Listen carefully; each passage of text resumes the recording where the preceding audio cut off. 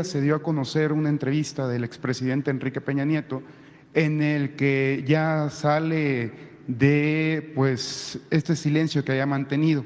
El expresidente Peña comentó que sostuvo incluso una llamada con usted el 15 de diciembre del 2023. Conocer si este dato pues es cierto, presidente, y también su punto de vista sobre este silencio que ya rompió el expresidente Peña. Platica en esta entrevista que ha sostenido conversaciones con el expresidente Salinas de Gortari y con el expresidente Zedillo. Conocer, presidente, su punto de vista, si esto es un tema político, obedece a los tiempos electorales, conocer al respecto su opinión, presidente. Gracias. Bueno, eso sí es importante porque tiene todo el derecho de expresarse. Yo no hablé con él hasta después de la elección, ya que fui presidente electo. Hablamos creo que en 2 o en 3 ocasiones. Personalmente estuve aquí en 2 ocasiones y luego lo invité a la casa y comimos 3 veces. Y por teléfono en ese entonces sí, como 2 o 3 veces, porque estábamos viendo lo del tratado y lo de la transición. Eso es básicamente, ¿no? Y platicamos, incluso aquí lo cuento.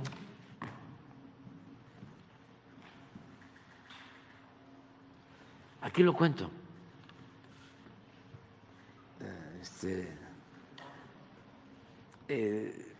Pues en la elección del 18,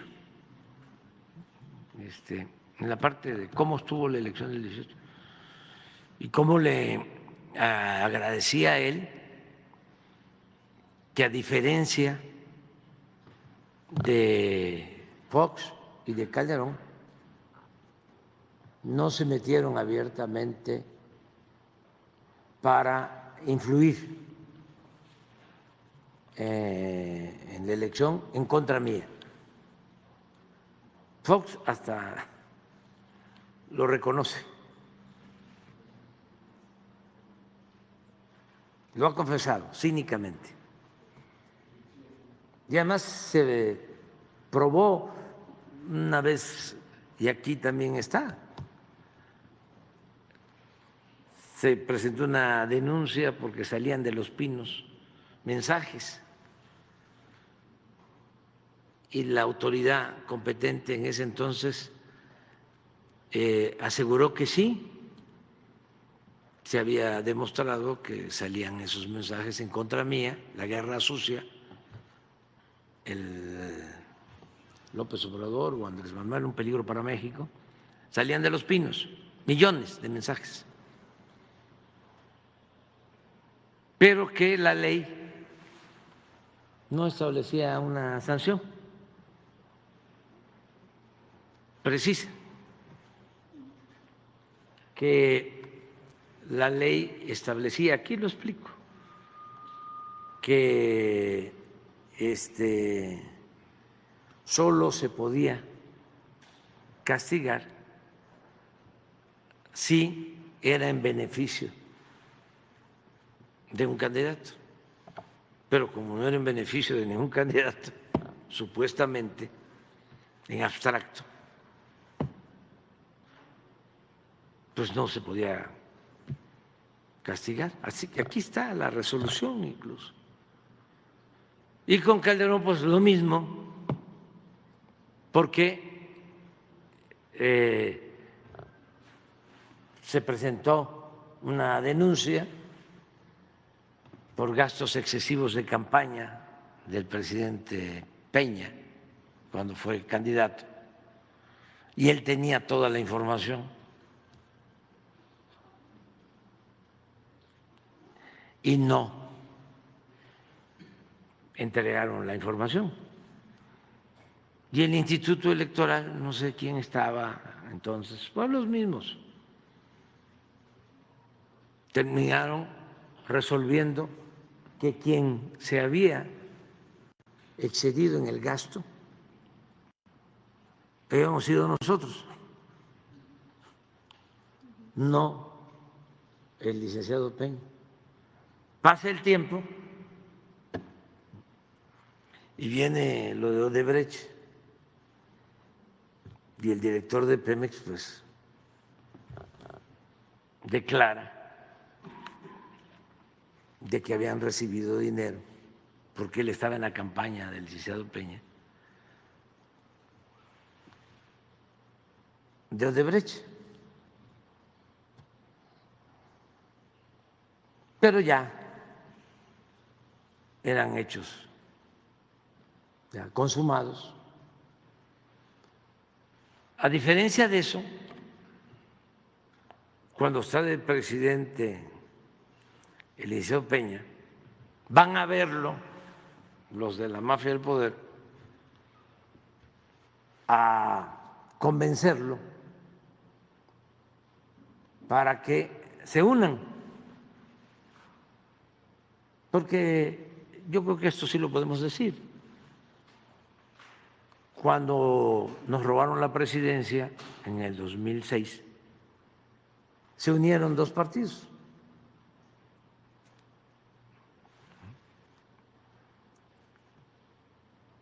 Y el partido que postuló a Calderón fue apoyado por otro partido.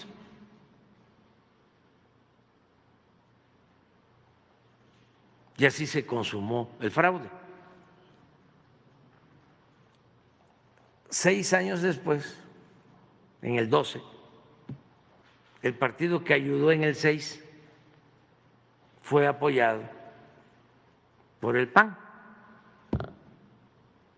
Acuérdense ustedes que Fox no votó ni siquiera por la candidata de su partido, que era la señora Josefina Vázquez Mota. Llamó a votar por el licenciado Peña Nieto. Entonces, como ya venían haciendo ese acuerdo, esos enjuagues, cuando viene la elección del 18 y empezamos nosotros a crecer, pues ya estaban envalentonados y además ya sabían cuál era el camino, ¿no? Unirse. Entonces fueron a ver al licenciado Peña, aquí está en el libro, a decirle que de los dos que habían, declinara uno y que se unieran. Pero no sé si el licenciado Peña hable de eso.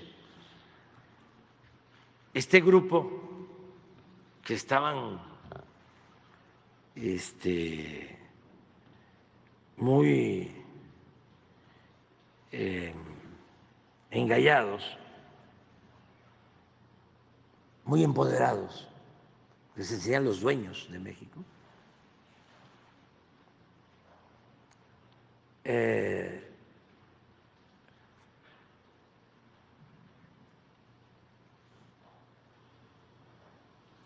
ningunearon al licenciado Peña siendo presidente,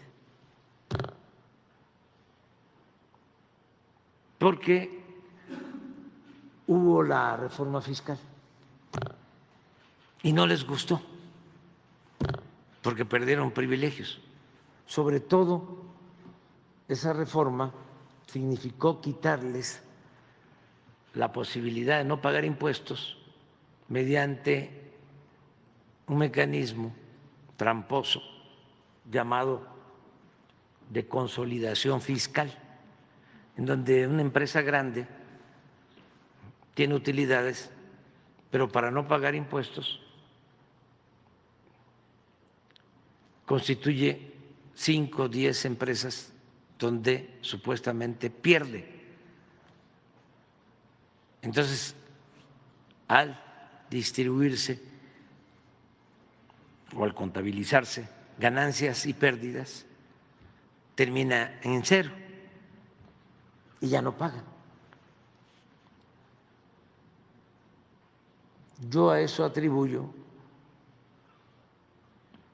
la molestia de este grupo, entre otras cosas. Y aunque les dejó la condonación de impuestos y les condonó muchísimos impuestos, no pagaron impuestos los grandes durante el periodo del presidente Peña y del presidente usurpador Felipe Calderón. Pero como se sentían los dueños de México, iniciaron una campaña en contra del licenciado Peña y lo convirtieron en el payaso de las cachetadas. No sé si se acuerdan. O sea, todo esto para los jóvenes, porque como ya de esto no se habla, ni modo que van a encontrar esta información en el Reforma, que fue uno de los periódicos que usaron para ningunear, para golpear al presidente Peña, al grado que el presidente Peña termina con una aceptación, creo que del 25, del 30%.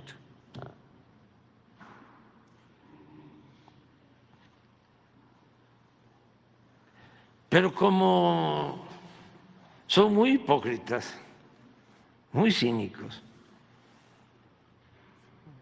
ante el peligro para México, como vamos creciendo, van a Los Pinos a implorarle al presidente Peña, después de lo que le habían hecho, que les ayudara para que se unieran en contra mía, en contra de nosotros. Y el presidente Peña dice, pues yo no me puedo meter. Primero querían que declinara uno y que quedara el más cercano a ellos ideológicamente, porque también hay matices. No es lo mismo uno que otro. Y ya después, en la desesperación, porque echan a andar también guerra sucia.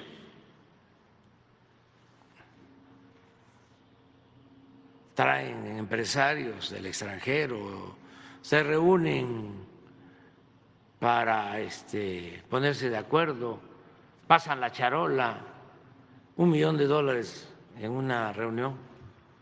Lo tengo documentado, aquí está. 5 millones, otro empresario, para un documental del señor Quintero, que estaba en Televisa. Ahora debe andar por Univisión, ¿no?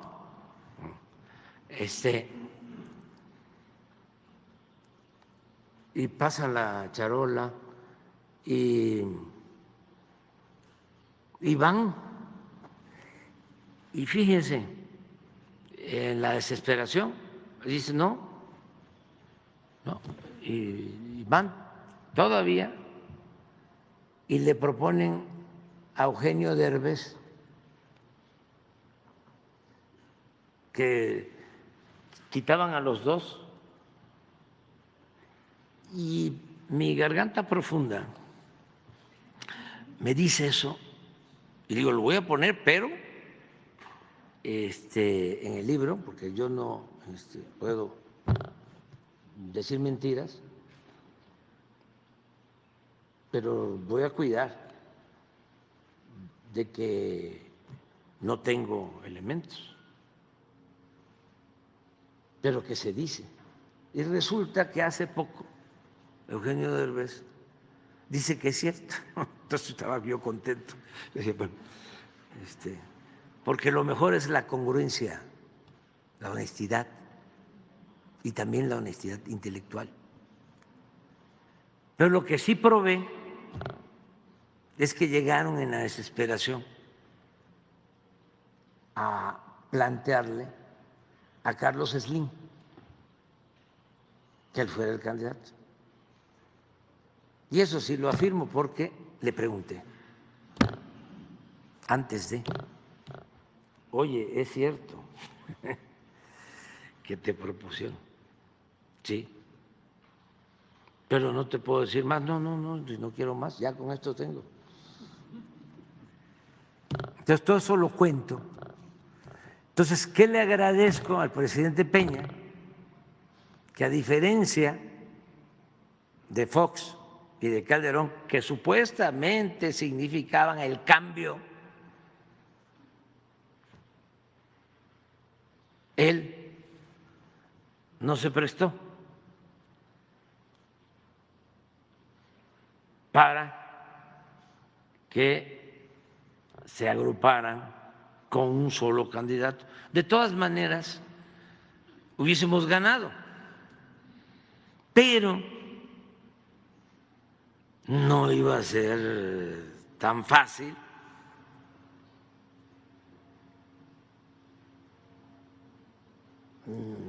No era lo mismo. En ese entonces nosotros no teníamos ningún gobierno,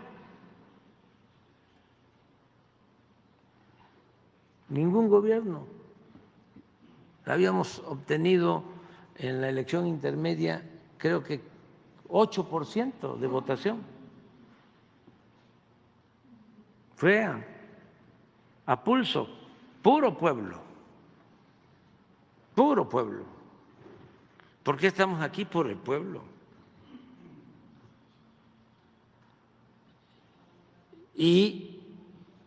Pero de todas formas, íbamos a ganar, pero unidos todos, porque yo siempre digo, fórmense, ¿no? Uno por uno, no sean montoneros.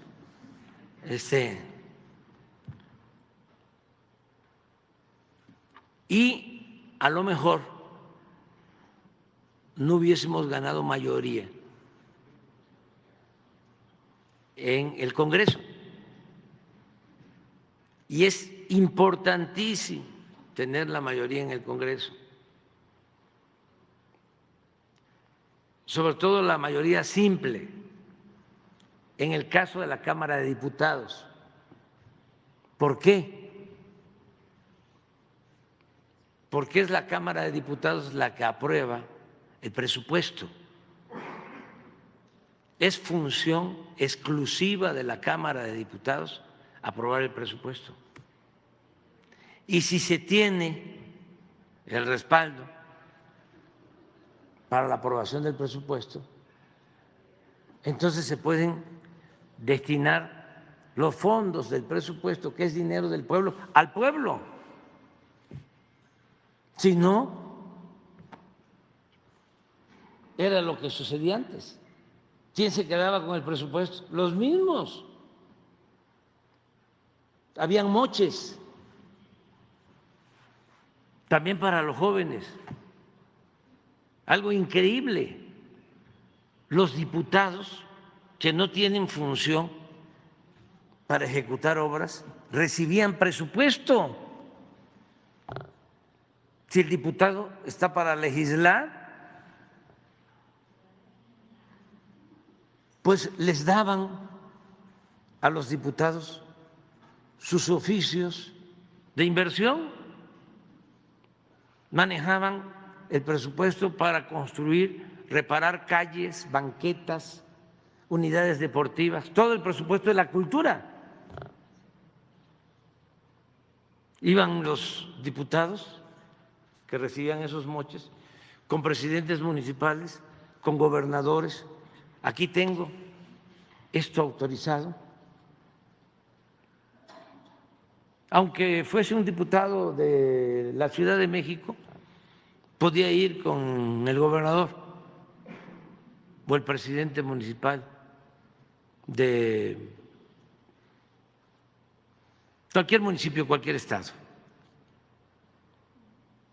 Nada más que le decía al diputado, necesito el 10%. El 10%, el moche. Si no me vas a dar el 10%, no te preocupes.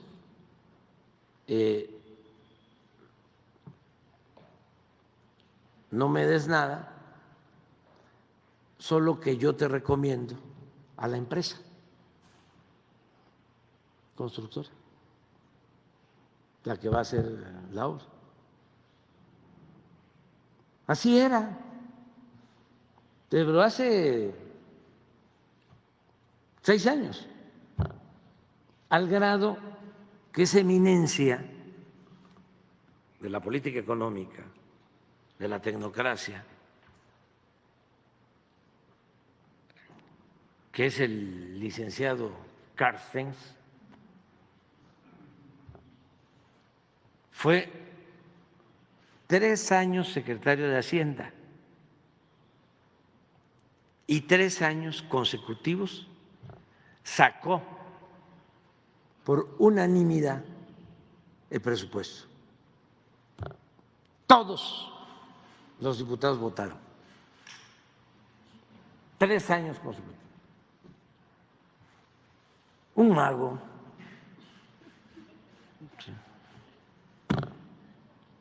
Pero bueno, ¿qué había en el fondo? Que se repartían ellos el dinero.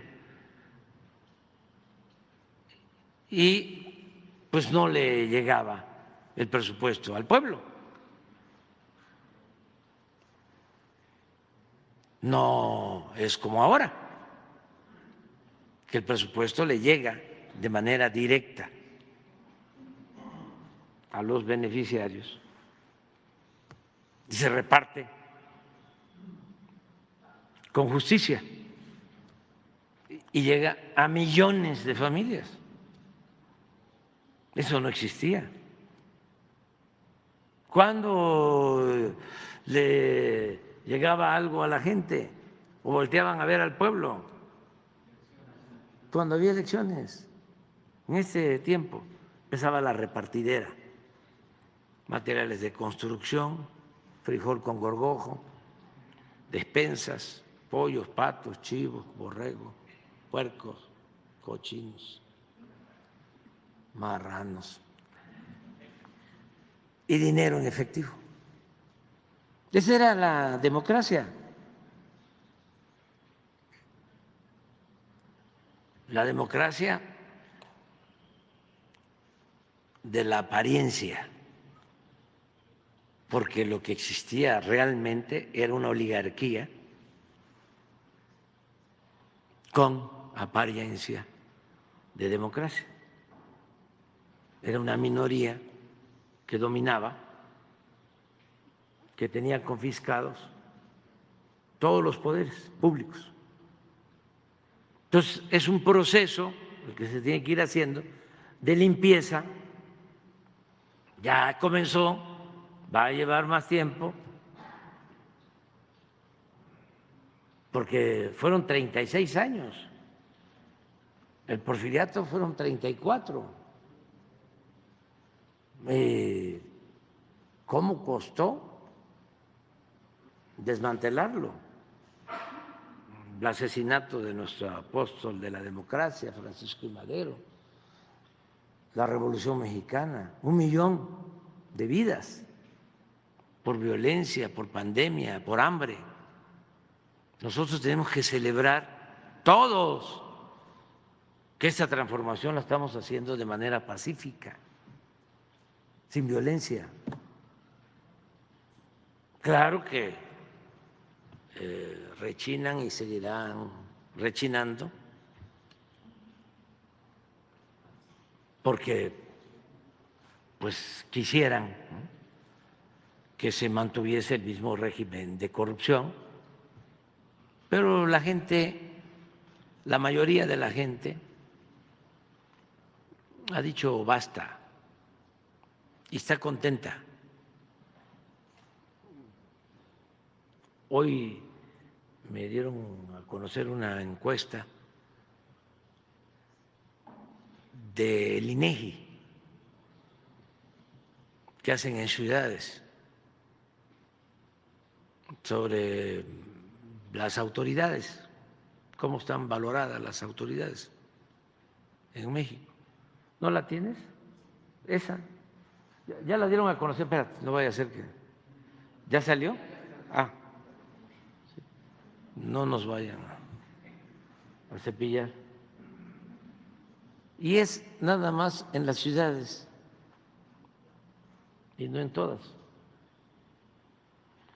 Confianza social en autoridades a cargo de seguridad pública. Miren, Marina está en el 88%, el Ejército 83.9%.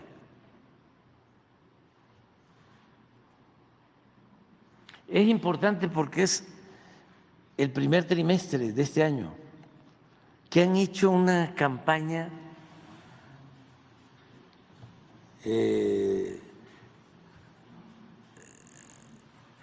sensacionalista en todo lo que tiene que ver con violencia por los propósitos electorales. Guardia Nacional 76.6, policías estatales 58, policías municipales 53. Y luego está la de presidente y de gobernadores. A ver, ponla. La que sigue. Esta. Confianza social en actores gubernamentales. También es ciudades.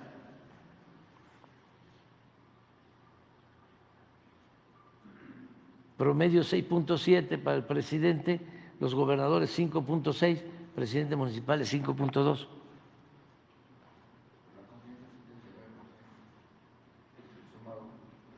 Sí, confianza son 15.6 más 53, ¿no? 79. ¿Cuánto da? 79. 69. No, 79. INEGI, hoy. Después del New York Times y del periodista premio Nobel, 2 veces galardonado, y de todos los informes de la DEA, y como cuántos, 300 millones de mensajes. No, mensajes de tweets son de más de 30 millones. De AMLO, Pero de vistas son el presidente narcotraficante, ¿cuánto? O sea, son más de 30 millones de mensajes. 30 millones de mensajes. Y son más de 500 millones de vistas. Después de eso. Por eso digo que el pueblo es mucha pieza. Ya no funciona la manipulación.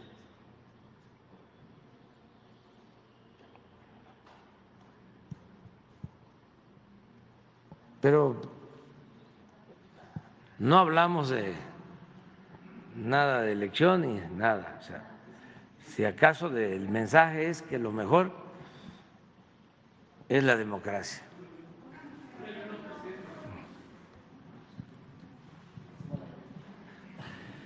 ¿No quedó así? ¿Tú quedaste? Sí. Ah, bueno.